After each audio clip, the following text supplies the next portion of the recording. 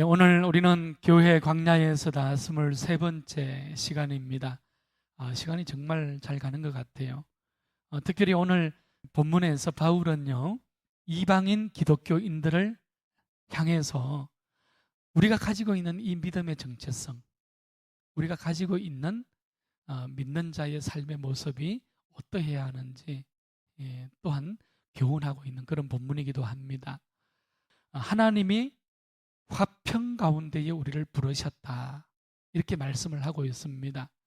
그러니까 모든 성도들의, 그 사람이 유대인이든 이방인이든 노예이든 주인이든 그것을 상관치 않고 하나님께서 부르신 그 부르심에 의하여서 우리가 예수 그리스도 안에서 평등한 존재다. 종의 생명이나 주인의 생명이나 종의 권리나 주인의 권리나 동등하다는 것을 지금 우리에게 말씀해 주고 있는 것이지요. 그러니까 오늘 본문을 해석하는 데 있어서도 15절 말씀에서 하나님께서 너희들을 화평 가운데 어떻게 하셨다고요? 불러주셨느니라. 부르셨다는 하나님의 부르심이 오늘 본문을 해석해 나가는 가장 중심 개념으로 서 있어야 하는 겁니다. 그래서 바울은 오늘 어떻게 말씀하는가 하면 9번이나 반복되어지고 있는 말씀이 있어요. 그것이 뭘까요? 하나님께서 우리를 불러주셨다는 거예요. 15절에 부르셨다 그랬죠, 그죠? 그리고 오늘 17절 말씀에 불러주셨다고 말씀하고 있어요. 또 20절 말씀에도 불러주셨다. 21절 말씀에도 불러주셨다. 24절에도 불러주셨다. 누가요? 하나님께서요. 특별히 오늘 18절과 20절 말씀에 보게 되면 하나님께서 불러주셨다는 것을 2번씩이나 연거푸 바울은 강조하고 있는 구절들도 나타납니다. 그러니까 오늘 이 짧은 본문 가운데에 하나님의 부르심이라는 것이 무려 9번이나 등장하고 있다는 것은 오늘 이 부르심을 통하여서 모든 사람이 예수 그리스도 안에서 평등한 존재요, 동등한 아이덴티티, 가치를 가진 사람들이라고 우리에게 말씀해 주고 있는 것이지요. 여러분, 하나님의 부르심이라는 것은 왜 중요할까요? 성도의 삶에 있어서, 성도가 살아가는 모든 삶에 있어서 가장 중요한 기준이 하나님의 부르심, 콜링이 되기 때문에 그렇습니다. 다른 말로 표현하면 성도는 상황에 따라서 결정하며 살아가는 사람이 아니라는 거죠. 성도는 환경에 이끌려서 살아가고 환경에 이끌려서 결정하며 살아가는 사람이 아니라는 것입니다. 성도는 하나님의 그 부르심, 하나님의 그 콜링 앞에서 어떻게 결정하고 어떻게 삶을 살아가야 하는지 이미 우리는 너무나도 명확하고 너무나도 정확하게 알고 있다는 것이지요. 이것이 지금 오늘 본문에서 사도 바울이 강조하고 있는 하나님의 부르심이라는 기준이 되는 것입니다.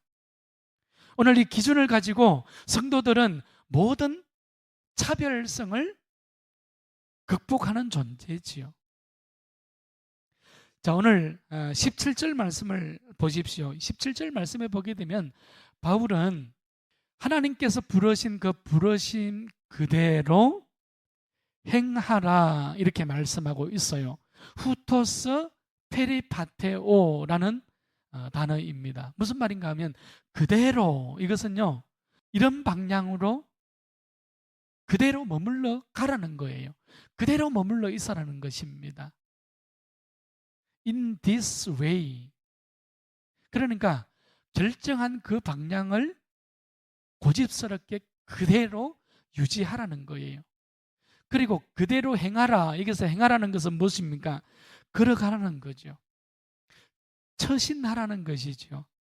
그대로 동행하고 그대로 밀고 나아가라는 뜻이 동행하라, 그대로 행하라, 이런 말씀이 되는 겁니다. 특별히 오늘 24절 마지막 절에 보게 되면 어떻게 지내라고요? 어떻게 거하라고요? 하나님 함께 거하라. 여기서 이 원문에 보게 되면 지내라, 거하라, 이것이 동일한 매노라는 같은 단어를 쓰고 있거든요. 하나님과 함께 거하고 하나님과 함께 지내라. 그 자리에 머물러 있으라는 것입니다.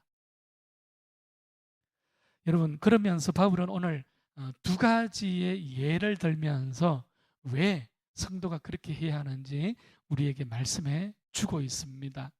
18절, 19절, 20절 말씀에 보게 되면요, 여기에서는 할례자와 무할례자를 들어서 지금 비교를 하고 있죠, 그죠? 예. 할례 받은 사람은 어떻게 하라고요? 무할례자가 되지 말아라. 이렇게 바울이 말씀하고 있습니다. 이 무할례가 되지 말아라는 것은 무슨 말씀일까요? 할례의 흔적을, 이미 받은 할례를 지우지 말아라, 이 말입니다. 할례자가 누굽니까? 유대인들이잖아요. 그렇죠, 그죠? 또 무할례자는 누구예요? 이방인들이잖아요.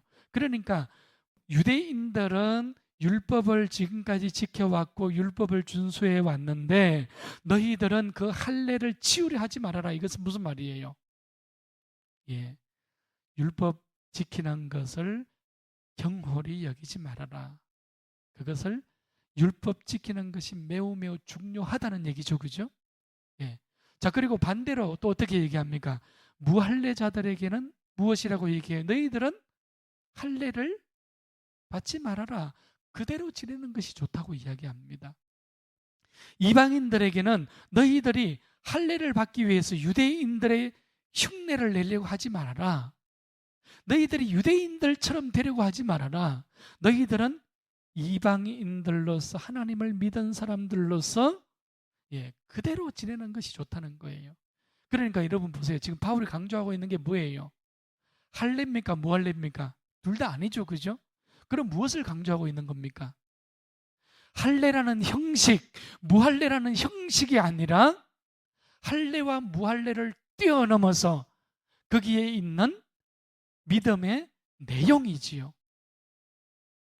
우리가 무엇을 믿고 있느냐, 우리가 무엇을 붙잡고 있느냐, 믿음의 내용이신 예수 그리스도를 믿는 믿음이 형식이었던 할례와 무할례보다 훨씬 더 중요한 믿음의 본질이라는 것을 바울은 지금 우리에게 말씀해 주고 있는 거예요.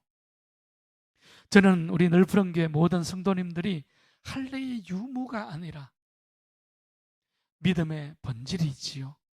오직 믿음의 내용을 붙들고 하나님의 계명을 지키시고 하나님의 계명을 따라가는 우리 모두가 될 수 있기를 축복합니다. 여러분, 왜 그래야 합니까? 지금 바울이 왜 할례와 무할례라는 형식을 뛰어넘어서 그 믿음의 내용, 예수 그리스도의 계명, 하나님의 말씀을 쫓아가라고 말씀하고 계십니까? 여러분, 예수 안에서 모든 구별이 사라지기 때문에 그런 거예요. 이번에는 종과 주인을 가지고 또 예를 들고 있습니다. 여러분, 종의 자리에서 부름을 받았느냐? 그렇다면 걱정하지 말고 염려하지 말라고 오늘 21절에서 우리에게 말씀해 주고 있죠, 그죠? 여러분, 종의 자리에서 부름 받았으니 이 주인과 함께 바울이 동등하다 그러니 얼마나 불안하고 불편했겠어요. 자, 그런데 왜 종이 부름받은 자리에서 염려하지 말라고 바울이 말씀하고 있을까요? 그것이 바로 22절, 23절에 나오고 있죠, 그죠? 예수 안에서 종이라 할지라도 어떻게 된 존재예요? 해방된 존재이기 때문에 그렇습니다. 예수님 안에서는 우리가 이 땅에서 주인으로 살아가느냐 종으로 살아가느냐 그것을 뛰어넘어서 종이라는 주인이라는 형식을 뛰어넘어서 예수님 안에서는 어떻다는 겁니까? 우리가 구원받은 존재로서 죄로부터 해방된 존재로서 비록 노예의 신분을 가졌다 할지라도 자유인이요, 비록 주인이라는 자유인이라는 신분을 가졌다 할지라도 그는 예수 그리스도 안에서 그는 하나님의 종이라는 사실을 잊지 말아야 한다고 우리에게 말씀해 주고 있는 거예요. 여러분, 이것이 바로 형식을 뛰어넘는 믿음의 모습이 되는 것이지요. 오늘 종이라도 주인이라도 예수 그리스도 안에 있는 하나님의 종이 될 수 있기를 축복합니다. 여러분, 하나님의 종이 됐다는 것은 무엇을 얘기하는 걸까요? 그것은 주권의 영역이, 내 인생의, 내 생명의 주권의 영역이 변화되어졌다는 겁니다. 어둠과 마귀와 죄의 주권에서 하나님의 나라로, 빛 가운데로 구원받은 성도의 삶으로 하나님의 주권이 지배하는 삶으로 변화되어진 존재성을 바울은 우리에게 말씀해 주고 있는 거예요. 그래서 23절 말씀에 바울이 무엇이라고 말씀하고 있어요? 너희들을 값주고 샀느니라. 할렐루야. 믿음이라는 것은 모든 상황을 뛰어넘고, 모든 환경을 뛰어넘고, 모든 조건을 뛰어넘어서 나 자신을 자유롭게 하는, 바로 그것이 믿음이라는 것입니다.